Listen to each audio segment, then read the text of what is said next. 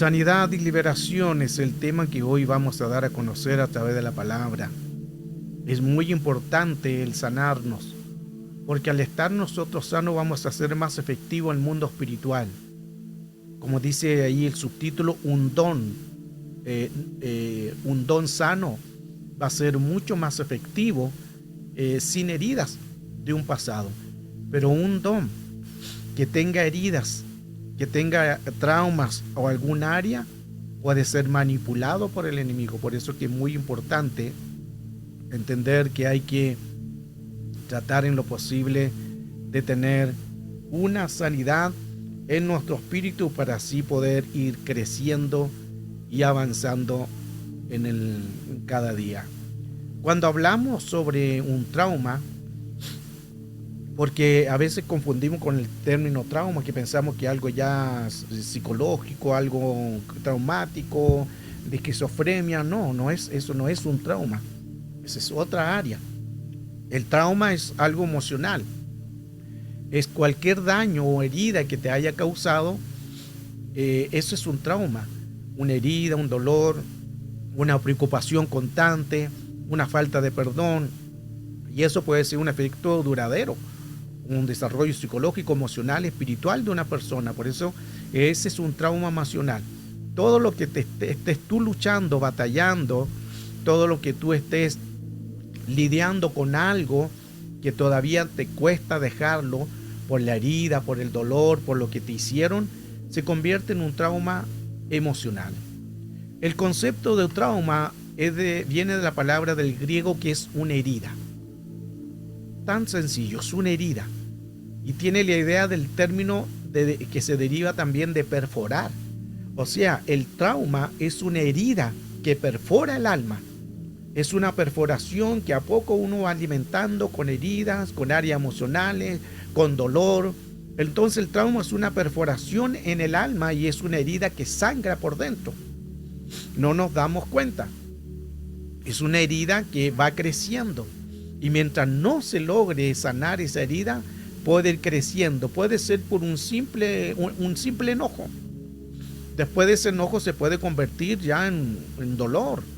Ese dolor después se puede convertir en rabia. Va creciendo, se puede convertir en venganza. Se puede convertir ya en algo más, que ya sería un pecado, de hasta blasfemar con esa persona y hasta desearle el mal, hasta la muerte, porque va creciendo. Así se va dando todo a conocer a través de una herida. Es como cuando en un espejo uno toma una piedra, la tira y se parte así en muchos pedacitos. Así es el concepto de trauma. Se desfragmentó el alma y se hizo muchos pedazos. Ese se llama fragmentación del alma. Entonces, muy importante esto, porque cuesta realmente encontrar llamados, ministerios que hagan esto, de sanar las personas, de sanar el alma, porque por las heridas, las circunstancias de la vida, muchas personas están lidiando con un problema emocional. Entonces es muy necesario que la iglesia aprenda. Y mire qué interesante que incluso este es un libro que escribí hace tiempo atrás, que es Sanidad y Liberación. Primero sanidad y luego vendrá la liberación solita. Muchas iglesias están liberando y no están haciendo la sanidad. Y la sanidad es más importante que la liberación. ¿Por qué? Porque si tú te sanas, eres libre inmediatamente, automáticamente. Pero ¿por qué muchas veces pasa en que vamos directamente a hacer liberación? Y vamos a echar fuera demonios y reprendemos, que está bien, pero el concepto principal es sanidad y liberación. Por eso que muchas veces las personas oran y reprenden al demonio y el demonio se va a ir por la autoridad que usted tiene. Pero después de una semana, después de un tiempo, el demonio va a volver otra vez. ¿Por qué vuelve otra vez? Sencillamente porque no se hizo el trabajo de sanidad y liberación. Mire qué importante es el tema. Por eso es que es importante encontrar un lugar donde haya sanidad, un lugar donde crean en la liberación, pero son dos conceptos diferentes y el primero siempre va a ser la sanidad. Hay mucha gente que es libertada, pero después de un tiempo vuelve nuevamente a caer en la misma herida, en el mismo dolor. ¿Por qué? Porque no se hizo realmente el trabajo de la sanidad para que se logre la liberación. Y esto principalmente, la sanidad en las emociones, por lo general más recae también en las mujeres por el 2/3 que son. Lo hemos hablado también muchas veces en esto, en neurología, neurociencia, que ustedes manejan mucha información, manejan más que nosotros. Nosotros somos 1/3, somos más analíticos. Ustedes pueden hacer muchas, son multiformes. Por eso es que se fija que en toda la iglesia siempre las que más están ahí son las mujeres. En toda iglesia, a mí me ha tocado ministrar en muchos lugares, incluso en otros países, y siempre donde más abundan, las que más trabajan son las mujeres. ¿Por qué? Porque la mujer tiene esa habilidad. La mujer está aquí, está allá, está de portera, está coordinando, está trabajando, está haciendo la ofrenda, está cuidando a los niños, está además. Son multifacéticas. Nosotros no. Nosotros no podemos caminar, mascar chicle y hablar a la vez. No podemos hacerlo. Pero ustedes sí, ustedes lo pueden hacer. Pero también existe un área que esa ventaja que ustedes tienen, el enemigo la puede tomar como una desventaja si hay una herida. ¿Por qué? Porque la emoción de ustedes va a ser diferente. Ejemplo, el hombre puede olvidar. Olvida más rápido.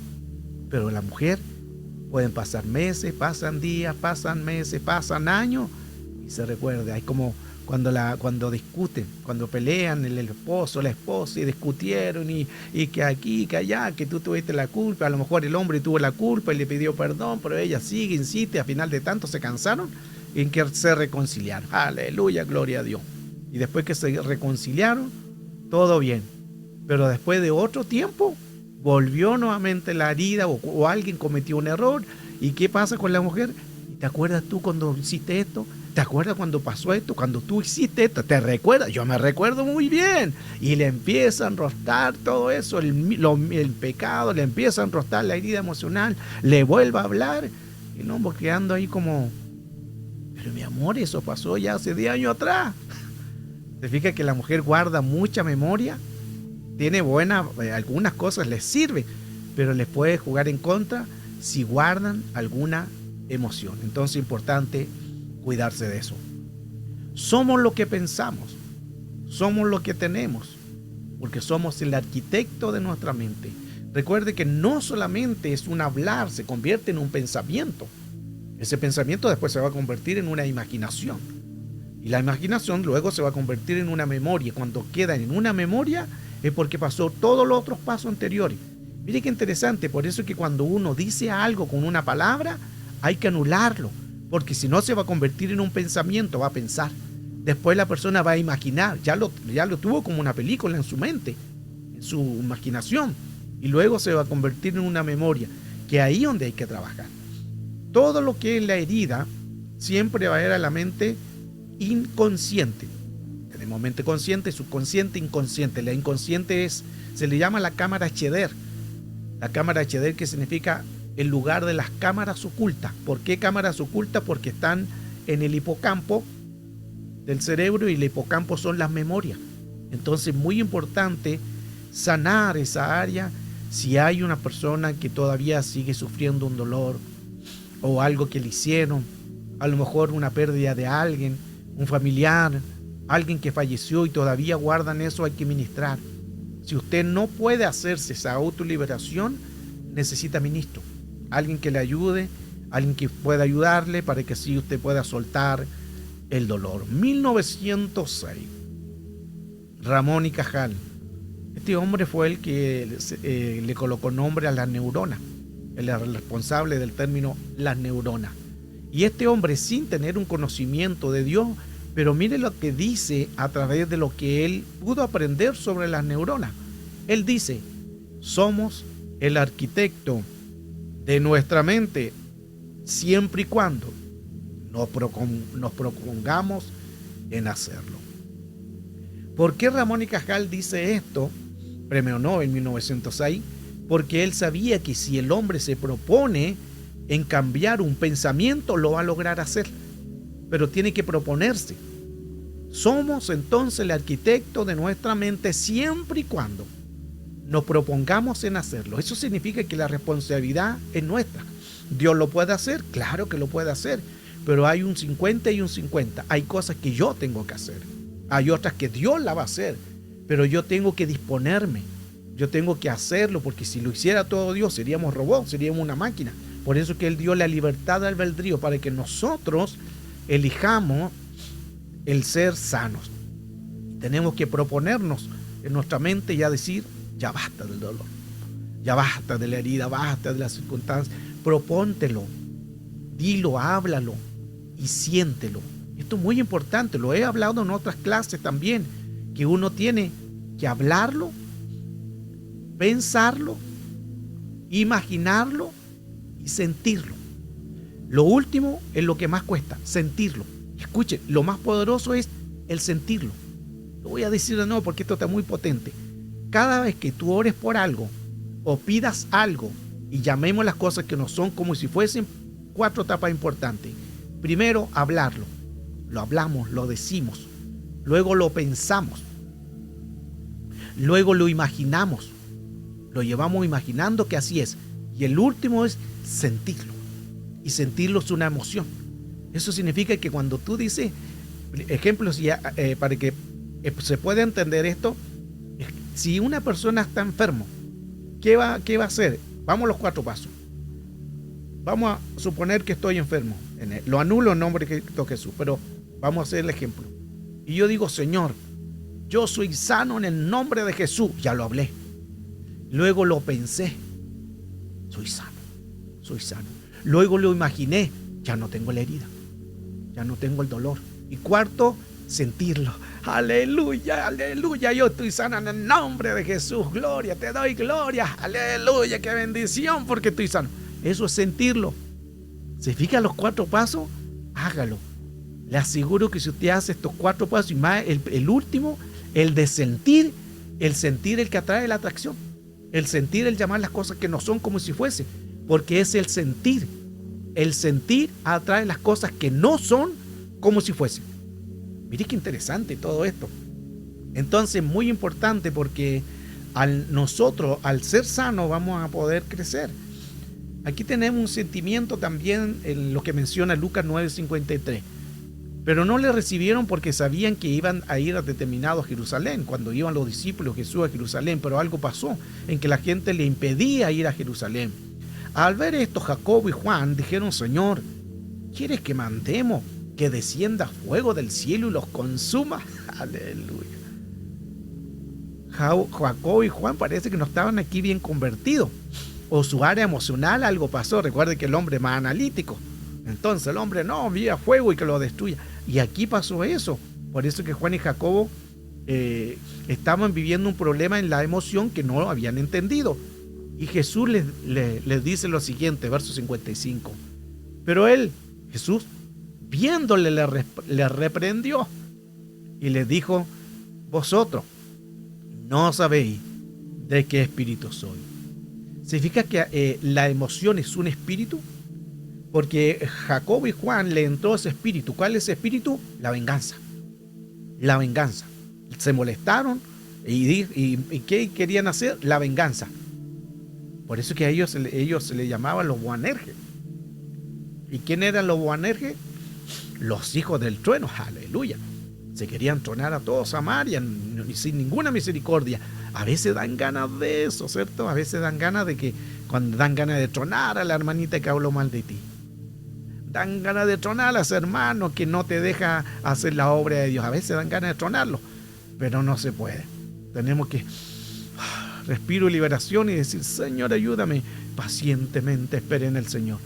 Necesitamos dominar nuestras emociones. Si no las dominamos, porque hay que hacer una sanidad en nuestro interior. Efesios 4:23 dice, y que seáis renovados en el espíritu de vuestra mente. Somos lo que pensamos.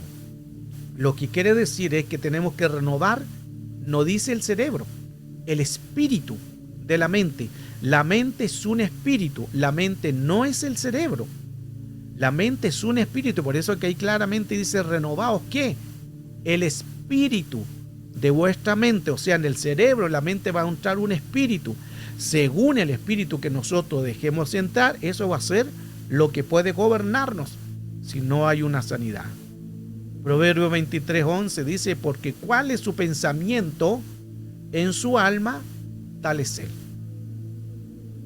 Jerusalén, porque eres según lo que calculas en tu interior. LPD, porque él es en realidad como piensa dentro de sí. Y BTX, porque según piensa en su alma, así es. Lo que quiere decir es que lo que está dentro, lo que pensamos, eso somos. Lo que yo pienso, eso soy. En lo que yo pienso, en eso me convierto. En lo que soy, todo radica en nuestro interior, en nuestros pensamientos. Ahora, hemos hablado de la herida. Hemos hablado que es importante sanarnos, porque mucha gente está ministrando por la herida. Si un líder no se ha sanado, va a liderar con la herida. Si un salmista, un cantante que está en la alabanza y tiene heridas profundas, la alabanza que él va a colocar va a ser de la herida y va a ser del dolor, y eso va a ser lo que va a ministrar. Si el predicador tiene herida, un problema emocional, va a predicar del dolor, va a predicar de la herida. Por eso vemos predicadores que a veces en vez de dar un mensaje más, hacen un mensaje de manipulación, un mensaje de la herida, del dolor, porque ellos fueron afectados. Por eso que es muy interesante que necesitamos sanidad y luego la liberación. La liberación se va a hacer más fácil cuando hay una sanidad. Por eso que es muy importante, en la gran mayoría de los templos se hace liberación, que no es malo, pero hacen tanto liberación que el demonio va a salir por la autoridad que usted tiene, pero va a volver. Y de repente, ahí donde vuelve el espíritu, como dice la escritura, va a lugares secos, se va a los desiertos, ahí está Azazel, potestad, y toma 7 espíritus peores, el postrer estado es peor que el primero. Entonces hay que tener mucho cuidado con esto. Ahora, veamos la diferencia entre llaga y cicatriz. Cuando es una herida que aún está sangrando, la podemos ver a través de este pasaje. Aquí podemos ver una herida. La herida es una herida también emocional, y la herida también es una herida del alma. Por eso que es muy importante que nosotros tenemos que sanarnos. Mientras no nos sanemos, entonces esa herida va a seguir sangrando. Hay mucha gente que predica con heridas, canta con la herida, predica con la herida, ministra con la herida, líderes con la herida. Entonces, el ministrar con las heridas, lo único que van a entregar un espíritu. ¿Cuándo es cicatriz? Cuando ya no sangra. Aquí ya no hay dolor. Y esto también es importante, lo que hemos hablado en nuestras clases, que principalmente cuando es el perdón. ¿Por qué? Porque el perdón nos libera. El perdón es muy importante porque nos ayuda a entender cuán necesario es sanarnos. Mientras no nos sanemos, la gente va a vivir con el dolor. Ahora, ¿cómo uno tiene que pedir perdón? Una de las cosas que veo a veces, que la gente pide perdón y le obligan a pedir perdón y las personas no se han sanado. No se puede perdonar a alguien si está la herida. Escuche esto, que es muy importante. Aprendamos esto. Mucha gente, porque dice la escritura que hay que perdonar, claro, es la base. Pero hay gente que llega a la iglesia con el dolor, con el daño, y inmediatamente dice, no, que tienes que perdonar, hermana, perdona al esposo, perdona a esta persona, tienes que perdonarlo porque es necesario que tú lo perdones. Pero no es tan así. Se perdona cuando hay sanidad. ¿Por qué?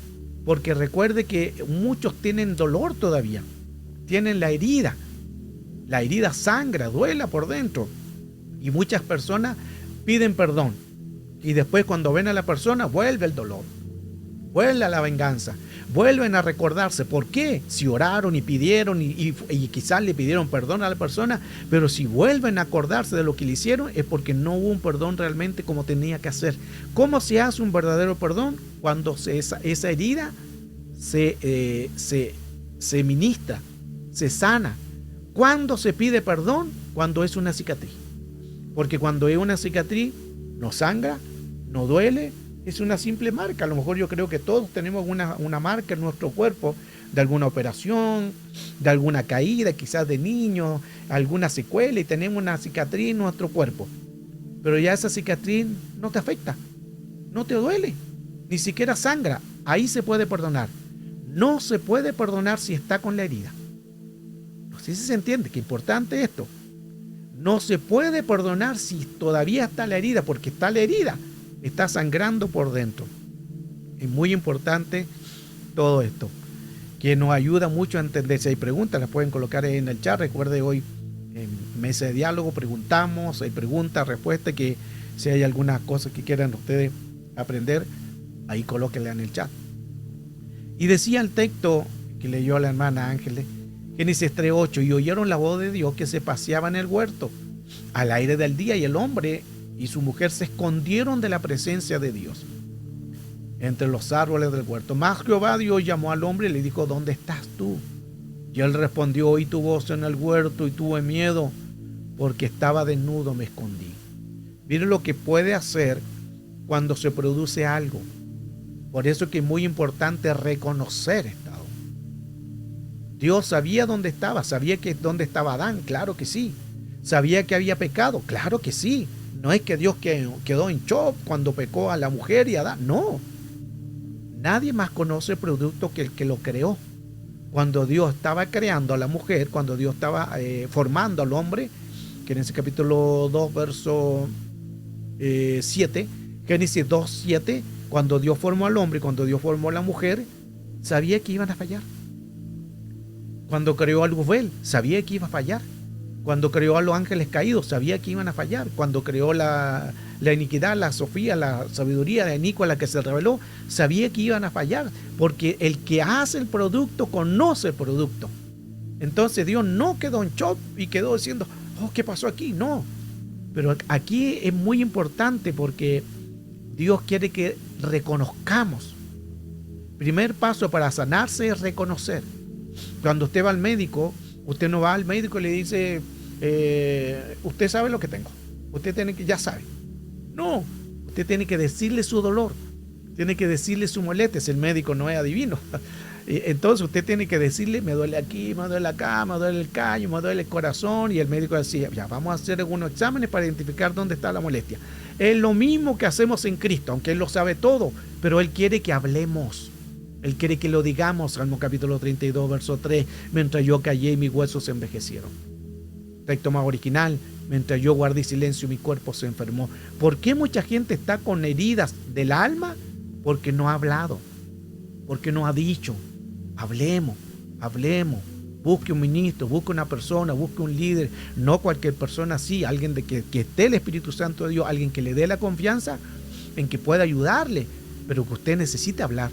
No podemos estar sin alguien que no hable. Entonces, este caso muy importante, porque acá lo que Dios le dijo a Adán: ¿dónde estás tú? Lo que Dios está diciendo es: Adán, reconoce tu estado. Es mucho mejor. Porque pasó también el caso de Saúl.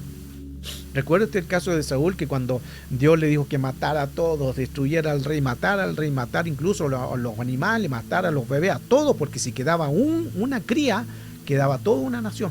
Pero él hizo lo contrario. Se trajo al rey vivo y se trajo a los animales más gorditos. Y él, cuando vino después el profeta y escuchó ruido de animales y dijo: ¿qué es este ruido de animales? Y ahí como que Saúl se puso nervioso y dijo, no sabía qué decir, porque ya lo habían pillado en su mentira. Y él dijo: no, si me traje estos animales para hacer sacrificio a Jehová, mire cómo estaba mintiendo. Se excusó. Ese fue el problema de su caída. Ese fue el problema de que fue destituido como rey. Se excusó. En vez de decir: sí, pequé, me traje al rey, me traje estos animalitos porque quería hacerme unas carnitas, quería hacerme un asado, quería hacerme unos taquitos, por eso me traje los animales más gorditos. En vez de haber dicho la verdad, se excusó. Y así somos nosotros. Por eso es que es muy importante decir la verdad. Porque el miedo nos espanta, el miedo nos atemoriza, el miedo es un dolor. Génesis 3:11 dice: ¿y quién te enseñó que estabas desnudo? Le dice el Señor. ¿Has comido del árbol que yo te mandé que no comiese? Esto es muy interesante porque aquí el Señor le dice, ¿quién te enseñó? Otra versión, BTX, dice, ¿quién te reveló que estabas desnudo? Y esa palabra enseñó es la palabra nagat. Y miren los significados, puse ahí con azul algunos importantes para que podamos entender más el tema. Enseñó es la palabra nagat, que significa comunicar, confesar, descubrir, entender y revelar. Lo que quiere estar en esta palabra, lo que quería estar Dios hablándole a Adán es, ¿quién te enseñó? ¿Quién te comunicó? ¿Quién te confesó? ¿Quién te descubrió? ¿Quién te hizo entender? ¿Quién te reveló que tú estabas desnudo? O sea, lo que yo no te enseñé, ¿quién te lo enseñó? Eso es lo que quiere decir. Qué profundo eso, ¿eh? Qué hermoso. Ahora, cuando dice, ¿quién te enseñó que estabas desnudo? Vamos a ir a la palabra de 1 Timoteo 4:1. Empero que el Espíritu dice, manifiesto que en los venideros tiempos, en los últimos tiempos, dice la Escritura que vendrán espíritus de errores o doctrinas de demonios. Mire qué importante eso.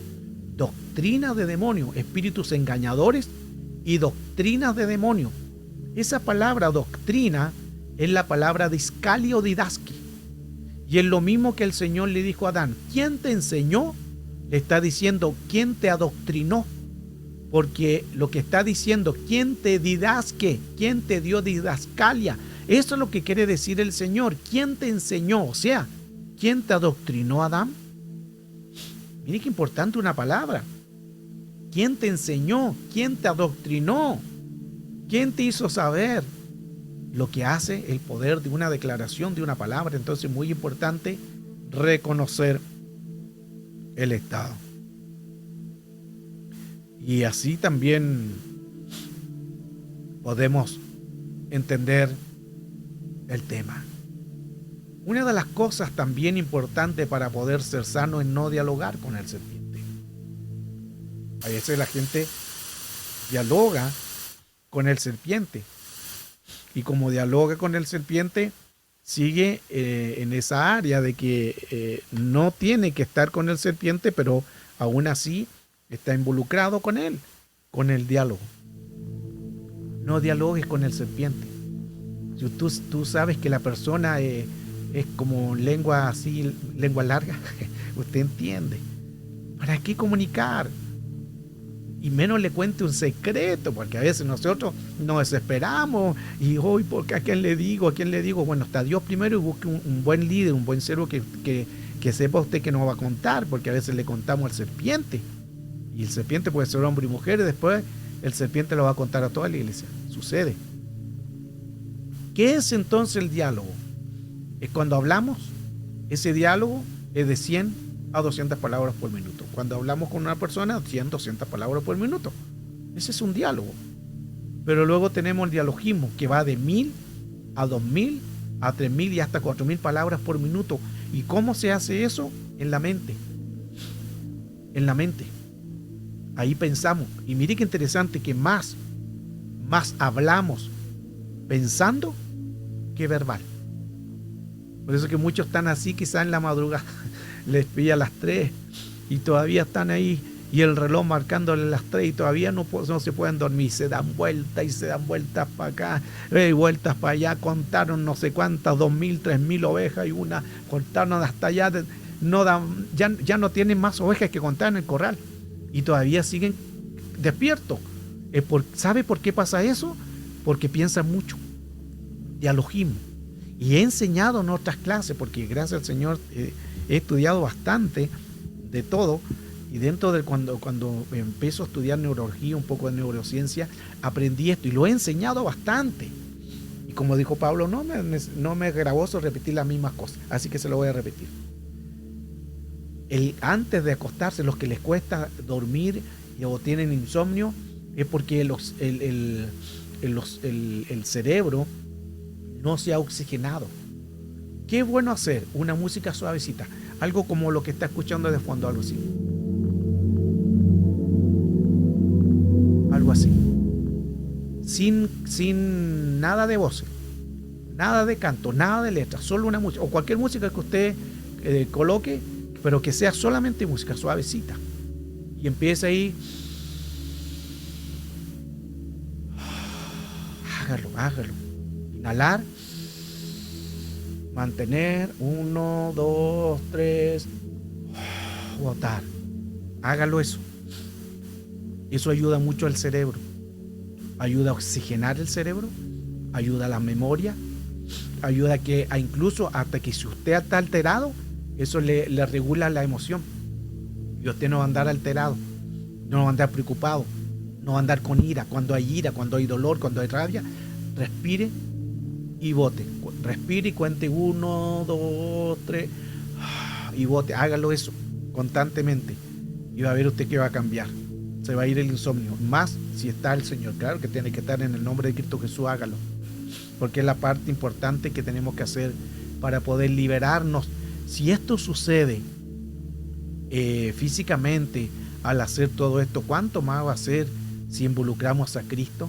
Y ahí declaramos Salmo 4:8, en paz me acostaré y en paz dormiré, porque solo tú, Señor, me haces vivir confiado. Y recuerde que hemos hablado de eso también, porque está hablando en paz me acostaré y en paz dormiré. Está hablando hemisferio izquierdo, hemisferio derecho, que los dos tengan paz.